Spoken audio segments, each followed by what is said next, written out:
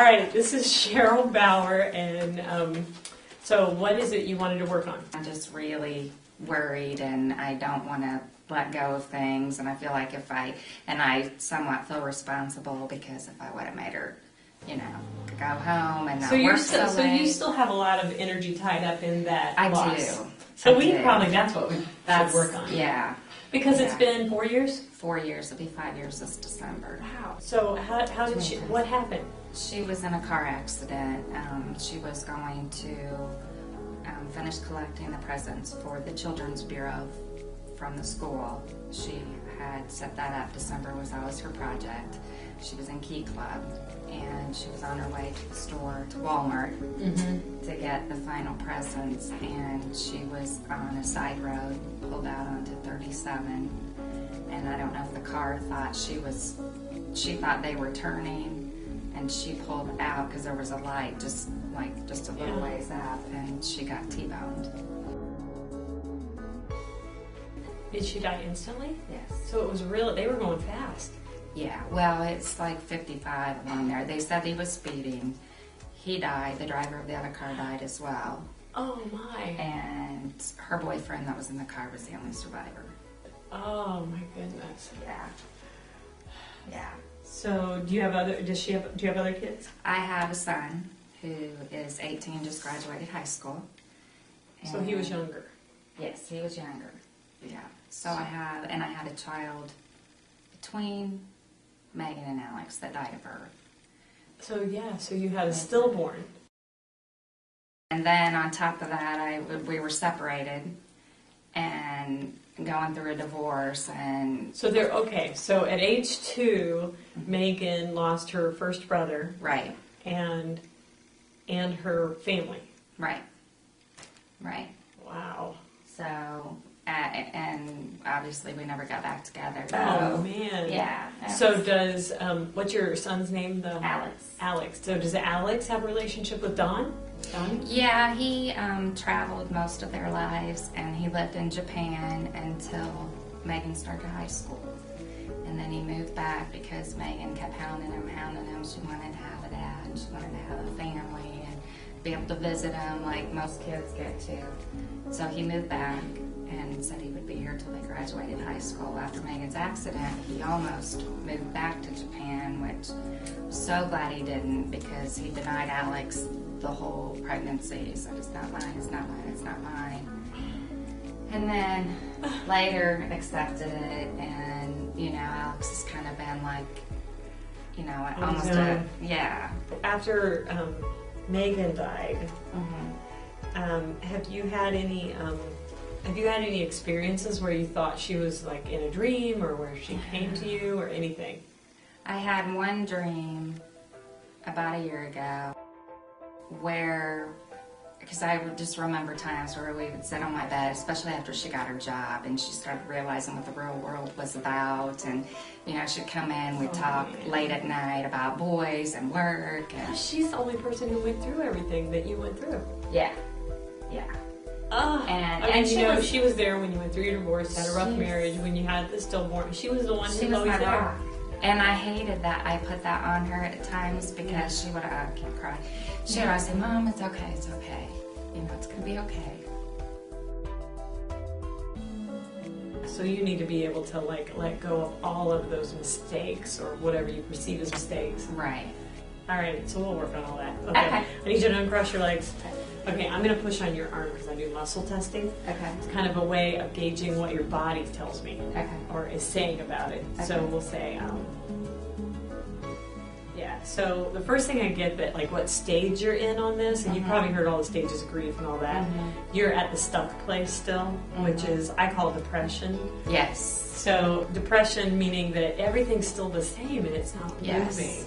It's just even though I want it to be better, I don't move forward. I'm still back to where I was easily. Right. So we're going to move you from that place first. So this is Megan's anger. So what we're first feeling is what your body picks up or perceives that Megan feels. So this is Megan's feeling of anger. And is it with you? No. Her anger, and it's about the accident. So yeah, so that means that, it could mean a lot of things. It could mean that in that accident, when that happened, that she would have felt an emotion before even the time of death, that she's just angry because she knows she's not going to get to stay.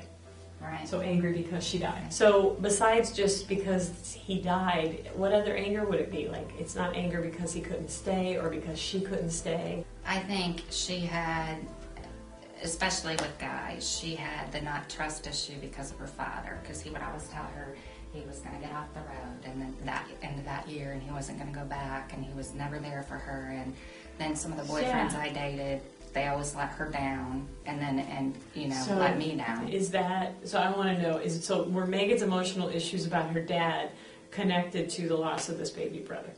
Right. So even though it's not necessarily accurate, like in other words, as a 2-year-old, as she grew up, she had this impact of losing the baby brother and losing her dad, Right. but she's blaming her dad. So she's angry that her dad could be there and he's not. Mm-hmm. So that's her anger with her father. That makes sense. So the anger, that's what it is. It's because I died. Because the only reason I wouldn't be there for somebody is because I died. And and there's an anger with Dad because he could be there and he's not. I need you to say this. I forgive myself for believing. I can't love Megan. I can't love Megan Without feeling all of her anger. all of her anger. Because when she was 2, Because when she was 2, her baby brother died. her baby brother died. And she knew And she knew if he hadn't died, he'd be there for her. if he hadn't died, he would be there for her. And the only reason he wasn't there for her And the only reason he wasn't there for her was because he couldn't be. because he couldn't be. And I forgive her And I forgive her for feeling angry for feeling angry because her dad didn't die, because her dad didn't die, but he wouldn't be there for her. but he wouldn't be there for her. And then breathe. I forgive Megan And forgive Megan for feeling angry with her dad for feeling angry with her dad and angry about Donnie and angry about Donnie and angry about this accident. and angry about this accident. I give her permission to accept. I give her permission to accept It's not your fault. it's not your fault. You didn't do anything to cause this. You didn't do anything to cause it. I give Megan permission I give Megan permission to go into the light. to go into the light. I give myself permission I give myself permission to let go to let go of the family of the family that I wanted it to be. that I wanted it to be. So, yeah, it's like some of what you've been feeling. Here's some cleaning. Some of what you've been feeling is a lot of her feelings, which you've been working on your own, and you've probably done really good working on your own. You've just wondered, why don't I feel better? Right. Because you've been working on hers, like what she kind of didn't finish. Right. But I also felt like a real strong feeling of, because it's so important for her that people should be there Yes. for other people. Yeah. And so there's this anger. So in a sense, there was this feeling of, I'll just, even though I'm dying, I'm going to stay. And that's not going to work. Right. For either one of you. So, I just want her to be happy. And there definitely was a shift, of, like you being able to say, I got everything I was supposed to get. And it's wonderful. So, how did you do? It's been 1 week. 1 week. So, how'd you do? I did good.